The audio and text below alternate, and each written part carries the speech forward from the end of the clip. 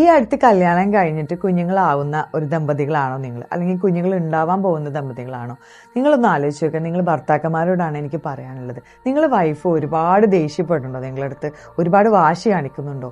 എന്നാൽ ആ കുട്ടിയുടെ ഉറക്കം വളരെ മോശമാണ്. അതെ, ഒരു 4 മണിക്കൂർ പോലും ഉറങ്ങുന്നില്ല എന്നർത്ഥം. ഇനി അതല്ല, എന്ത് പറഞ്ഞാലും ഓർമ്മയില്ല, അല്ലെങ്കിൽ വെച്ച സാധനങ്ങൾ കാണാനില്ല, എപ്പോഴും അതും ഇതും തിരഞ്ഞു നടക്കുന്ന ഒരു പ്രവണത കാണുന്നുണ്ടോ? എന്നാൽ ആ കുട്ടി 2 മണിക്കൂർ പോലും തികച്ച് ഉറങ്ങുന്നില്ല. ഇനി അതൊന്നുമല്ല, കുട്ടിയുടെ കാര്യം പോലും ചെയ്യാൻ തോന്നണില്ല, അല്ലെങ്കിൽ ആകെ അലസത, ക്ഷീണം, അങ്ങനെയുള്ളൊരവസ്ഥയിലാണ് കടന്നു പോകുന്നതെങ്കിൽ മിനിമം 1 മണിക്കൂർ പോലും തികഞ്ഞ് ആ കുട്ടി ഉറങ്ങുന്നില്ല. നിങ്ങളൊന്ന് ആലോചിച്ച് നോക്ക്. ഒരു മാതാവ് ആവുക എന്നുള്ള ഒരു പ്രോസസ്സ് കഴിഞ്ഞിട്ട് ആ കുഞ്ഞിനെ വളർത്തുക എന്ന് പറഞ്ഞാൽ അത് അത്ര ഈസി ആയിട്ടുള്ള ഒരു കാര്യമല്ല. ഒരു അമ്മ ഒരു കുഞ്ഞിനെ വളർത്തി വലുതാക്കുന്ന ഒരു സ്റ്റേജ് ഒരുപാട് ബുദ്ധിമുട്ടുള്ള ഒരു അവസരമാണ്. അപ്പം നിങ്ങൾ ആലോചിക്കേണ്ടത്, നിങ്ങൾ ആ സമയത്ത് നിങ്ങളുടെ മാക്സിമം സപ്പോർട്ട് കൊടുക്കാനായിട്ട് ശ്രമിക്കുക. നിങ്ങൾക്കത് പറ്റുന്നില്ല, ജോലി തിരക്കോ കാര്യങ്ങളോ കൊണ്ടാണെങ്കിൽ നിങ്ങളെ പാരൻസോ ഫാമിലിയോ അവൾക്ക് സപ്പോർട്ടിനായി അവിടെ ഉണ്ടെന്ന് നിങ്ങൾ ഉറപ്പുവരുത്തണം.